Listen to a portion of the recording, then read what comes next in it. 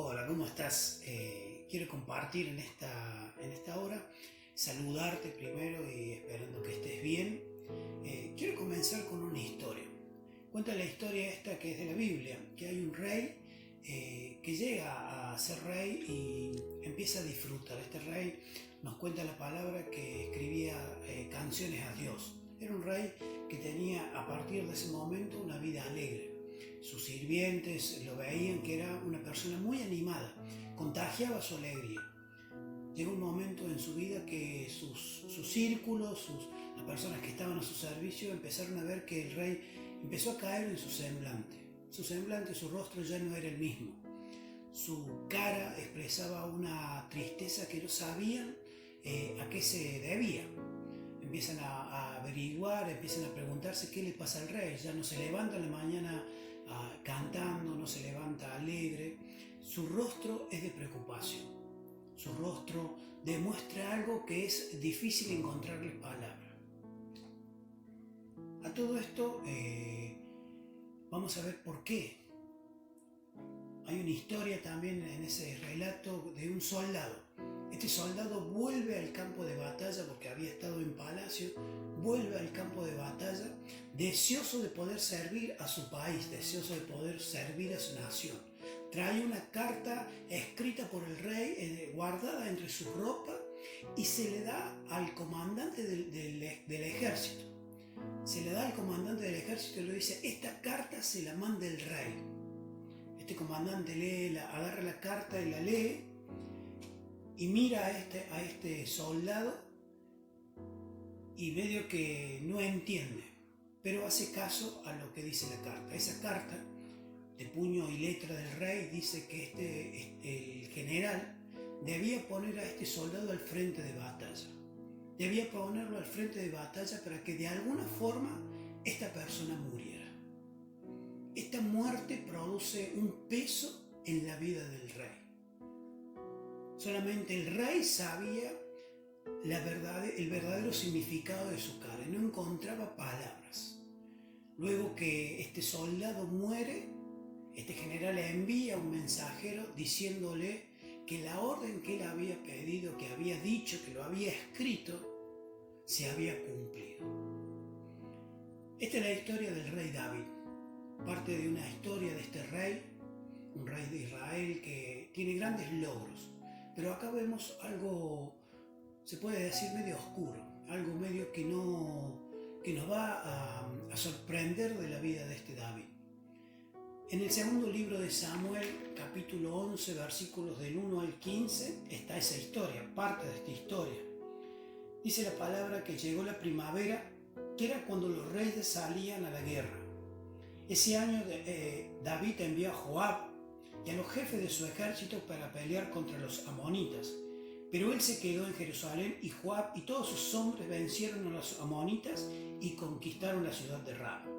Una tarde, después de haber descansado un poco, David se levantó y comenzó a pasar por la azotea de su palacio. De pronto vio que una mujer muy hermosa se estaba bañando.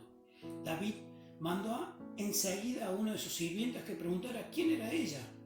El sirviente volvió y le dijo que se llamaba Betsabé, hija de Laí, y que estaba casada con un hitita llamado Urías. Entonces David mandó a traerla y cuando se la llevaron tuvo relaciones sexuales con ella. Luego ella regresó a su casa, pues apenas había tenido su periodo de menstruación y estaba cumpliendo con los ritos de purificación. Betsabé quedó embarazada y así que mandó a decirle a David que iba a tener un hijo suyo. Al oír esto, David le ordenó a Joab que mandara a Urías el hitita, pues quería hablar con él. Joab así lo hizo, y cuando Urías llegó a David, le preguntó cómo estaban Joab y el ejército y cómo estaban en la guerra. Luego le ordenó que fuera a descansar. David le ordena a este soldado que vaya a descansar, que vaya a su casa, cosa que él en su casa pudiera tener relaciones con su esposa y en alguna forma que ese hijo, producto de esta relación extramatrimonial de esta mujer, pudiera hacerse cargo su esposo, Urías. Fijémonos, y es desde ahí donde empieza esa historia. Es desde ahí donde empieza este relato que nos dice que David, al enterarse que esta mujer estaba casada, planea todo este plan para poder hacer que el esposo de esta mujer muriera y él poderse quedar con su esposa. Dice la palabra que en los tiempos que los reyes salen a la batalla, era costumbre que los reyes salían en primavera a la batalla, salían a las conquistas, a diferentes batallas. Este rey tenía muchas batallas encima. Ese año decide quedarse. Y ese salir de la rutina, lo que ya era costumbre, lo que ya era un momento en el año de salir a la batalla, este rey decide quedarse. Y por quedarse y no hacer lo que a un rey le correspondía, que era estar con el ejército, él comete esta falta. Fíjate, a veces nosotros estamos acostumbrados a rutina y siempre a veces en la rutina nosotros nos quejamos, tenemos la tendencia a estar cansados de la rutina del trabajo, de diferentes cosas y siempre queremos tiempo para nosotros. ¿Está mal? No. ¿Está mal tener tiempo de vacaciones? No. El problema es cuando no sabemos aprovechar ese tiempo. Dice que después de descansar, el rey se levantaba en cualquier hora, después de descansar el rey se levanta, empieza a pasear y ve. En vez de estar fijándose en cómo estaba el ejército, él paseando por los pasillos del palacio, observa, desvía su mirada y encuentra a esta mujer que dicen que era muy, muy bella, bañándose. Y le llama la atención a tal punto que desea estar con ella, la hace traer. Fíjate, este rey, en vez de tener la mirada puesta en lo que estaba haciendo su ejército, desvía su mirada y comete un error en su vida. Un error que a lo largo de la historia él y su familia tuvieron consecuencias.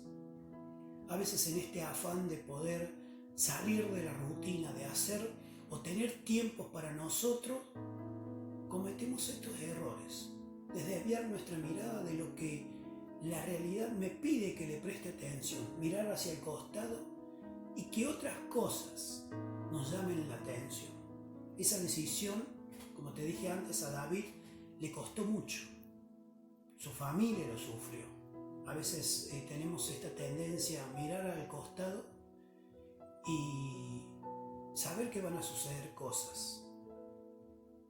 Tuvo relaciones y quedó embarazada, dice. Después de esta relación, esta mujer queda embarazada y esta acción tuvo una reacción. Este encuentro íntimo que tuvo David y esta mujer tuvo una acción en cadena.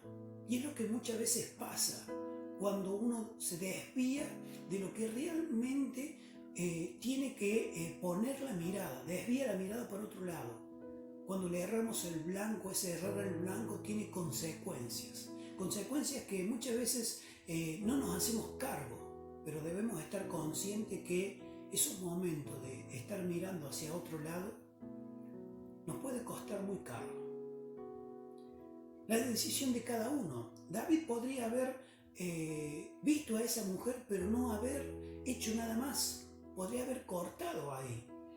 Betsabé podría, al recibir la invitación, decir que no. Y vos me dirás, el rey, pero ella tuvo la opción de decir que no. Urías, después que volvió, podría haber ido a su casa, pero él decidió quedarse porque estaba al servicio del ejército. La decisión que tomó David sobre Urías, que era el esposo de esta mujer, él podría haber dicho otra cosa, podría haber hecho otra cosa, pero el rey David tomó la decisión de quitarle su vida, de una forma, se puede decir, hasta armada y descarada. Y Joab, que era el general, podría haber recibido esa carta y haber hablado con Urías, no sé. Cada una de estas personas, en esta secuencia de hechos, porque uno desvió la mirada, se vieron afectadas muchas personas. Muchas de esas personas podrían haber cortado esa cadena. La historia de David, a partir de ese momento ya no era la misma. Ese rey que se dice que la palabra que escribía salmos, que le cantaba a su Dios, su rostro empezó a convertirse en un rostro que demostraba amargura, tristeza. Ahora, Simplemente porque su realidad había cambiado. Y ante la pregunta, ¿cómo sigo ahora? ¿Cómo se sigue a partir de ahora? ¿Cómo David puede revertir esta situación con un muerto, una persona muerta por culpa de él, una mujer embarazada, un general que se ensucia las manos por el rey, toda una cadena, una secuencia de sucesos, producto de que alguien desvió la mirada hacia otro lado? Hay en 2 de Samuel, más adelante, 2 de Samuel 12, del 1 al 12 dice la palabra: entonces Dios envió al profeta Natán para que le diera este mensaje a David. El profeta Natán era un profeta de parte de Dios. Se presenta delante del rey no por iniciativa propia, sino por iniciativa de Dios. Y le cuentan una historia. Dice que en cierta ciudad había 2 hombres, uno que era muy rico y el otro que era pobre. El rico tenía muchas ovejas y muchas vacas. En cambio el pobre solo tenía una ovejita. La había comprado y él mismo lo había criado y cuidado como si fuera su propia hija. Tanto quería ese hombre que la ovejita, que hasta que le daba de comer en su mismo plato y le dejaba recostarse y dormir en su pecho. Y así la ovejita fue creciendo junto con los hijos de ese hombre. Un día llegó un visitante a la casa del rico y el rico lo invitó a comer. Pero como no quería matar ninguna de sus ovejas ni de sus vacas, le quitó al pobre su ovejita y lo mató para darle de comer a ese visitante. Al oír esto, David se enojó muchísimo contra el hombre rico y le dijo a Natán: ¿pero cómo puede hacer eso? Ese hombre no tiene sentimientos. Te juro por Dios que ahora tendrá que pagarle al pobre 4 veces más de lo que vale la ovejita, y además merece la muerte. Entonces Natán le dijo a David: pues tú, David, eres ese hombre, y ahora el Dios de Israel quiere que oigas esto. Viene el profeta y le cuenta esta historia. Se puede decir que lo envuelve. Fíjate, una de las características que tiene Dios es que cuando quiere tratar con nosotros, no nos viene a acusar, no nos viene a denigrar. Natán puede haber pensado esta historia simplemente por no confrontar al rey, porque el rey fácilmente podría ordenar su muerte por acusarlo injustamente con la verdad. Después que le cuenta esa historia, le dice que él era el culpable de ese, y le dice lo que había hecho. Vos has mandado a matar a un hombre por tener relaciones con su mujer. Y el versículo 10 dice: pero ahora, por haberte burlado de mí y por haberle quitado a Urías una mujer, siempre habrá muerte en tu familia. Tus propios hijos te harán sufrir si a escondida tuviste relaciones sexuales con la mujer de otro. Yo haré que otros tomen a tus mujeres y se acuesten con ellas delante de todo el mundo. David le dijo a Natán: reconozco que he pecado contra Dios y he hecho lo que a él no le gusta. Natán le contestó: por eso mismo Dios te ha perdonado y no vas a morir. Natán lo confronta con la verdad. Natán primero le hace ver una realidad, y esta historia que le dice Natán es para que David empiece a tomar conciencia de lo que ha hecho. Cuando él toma conciencia del mal que puede haber hecho otro, le hace ver que era él. Ahora, la característica de Dios es esa, que no nos acusa, no nos condena, sino que Dios siempre viene a nuestras vidas. Y cuando nos marca algo, cuando nos damos cuenta, lo primero que hace David, reconoce que él es el que ha cometido el error. No le echa la culpa a nadie, no le echa la culpa a su general, ¿por qué me obedeció? No le echa la culpa a esta mujer, no le echa la culpa a su esposo, sino que él se hace cargo. Natán solamente lo confronta con lo que era la verdad. David reconoce su error, y el reconocer el error no lo hace menos rey. El reconocer su error no lo hace menos persona. Simplemente él sabe que ha cometido un error delante de Dios primero, delante de su Dios. Lo reconoce, no busca culpables. Y después Dios lo restaura. Dice que por esa sinceridad Dios lo bendice a Abraham. Dios le ayuda a volver a ser esa persona que fue en algún momento. Le ayuda a que su rostro vuelva a brillar. Obvio que dice que la familia le iba a sufrir. La historia cuenta que después 4 hijos de David hallaron muerte de diferentes formas. Todos tenemos en la vida un momento en donde hemos desviado la mirada. Todos tenemos un momento en nuestra vida en donde nuestros ojos se posaron sobre diferentes circunstancias y a lo mejor hemos cometido errores. Y esos errores al día de hoy los estamos pagando. Nuestra familia los está pagando. En ese desviar los ojos hemos vinculado a otros, inocentes, culpables, personas que simplemente fueron usadas para cubrir mi error. El camino para poder revertir eso primero es reconocer el error que hemos cometido. No vamos a ser ni más, ni mejores, ni peores. Simplemente vamos a reconocer nuestro error delante de Dios. La palabra de Dios jamás viene para condenarnos. La religión, el que dirán, sí, eso condena, pero Dios jamás condena. Primero, reconocer nuestro error. Segundo, saber que Dios nunca me va a condenar. Pero debe ser un acto en donde este error que yo reconozco no es simplemente un remordimiento, sino que verdaderamente me empiezo a ocupar de lo que Dios ha dado a mi vida. Si David no se hubiese quedado en palacio esa primavera, no hubiese cometido este error. No hubiese pasado mucho tiempo de tristeza y soledad. Por eso yo te animo a que, a pesar de que la rutina y el tiempo a veces no nos da momento de descanso, porque estamos acostumbrados a un ritmo de vida, y si lo deseas, que Dios nos pueda dar descanso. Pero en ese descanso no desviemos la mirada hacia otras cosas, sino que podamos aprovechar el tiempo. Y si hemos cometido un error de desviar nuestra mirada, estamos a tiempo de que la palabra de Dios viene a tu vida y a mi vida para librarnos de nuestra culpa, para librarnos de ese peso que tenemos y que nuestro rostro vuelva a brillar, que nuestro rostro vuelva a ser el que fue en una época. ¿Sabes qué? El reinado de David llegó a su fin y fue el rey más grande de Israel.